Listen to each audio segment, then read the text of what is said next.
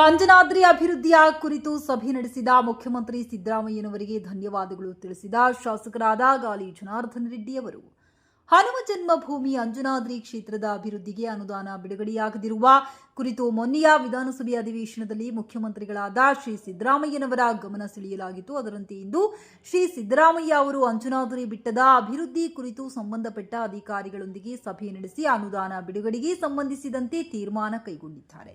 ಈ ಕಾರ್ಯಕ್ಕಾಗಿ ಗಂಗಾವತಿಯ ಜನತೆಯ ಪರವಾಗಿ ನಾನು ಶ್ರೀ ಸಿದ್ದರಾಮಯ್ಯ ಅವರಿಗೆ ಹೃತ್ಪೂರ್ವಕ ಧನ್ಯವಾದಗಳನ್ನು ಸಲ್ಲಿಸುತ್ತೇನೆ. ತಾವು ನೀಡಿದ ಮಾತಿನಂತೆ ಒಂದು ದಿನವೂ ವ್ಯರ್ಥ ಮಾಡದೆ ಅಂಜನಾದ್ರಿ ಬೆಟ್ಟದ ಅಭಿವೃದ್ಧಿಗೆ ಅಗತ್ಯವಾದ ಅನುದಾನ ಒದಗಿಸಿ ಹನುಮಂತನ ಕೃಪೆಗೆ ಹಾಗೂ ಗಂಗಾವತಿ ಜನತೆಯ ಮೆಚ್ಚುಗೆಗೆ ತಾವು ಮತ್ತು ತಮ್ಮ ಸರ್ಕಾರ ಪಾತ್ರರಾಗಬೇಕಾಗಿ ನಾನು ವಿನಮ್ರವಾಗಿ ವಿನಂತಿಸುತ್ತೇನೆ ಎಂದು ತಮ್ಮ ಜಾಲತಾಣಗಳಲ್ಲಿ ಶಾಸಕರು ತಿಳಿಸಿದ್ದಾರೆ.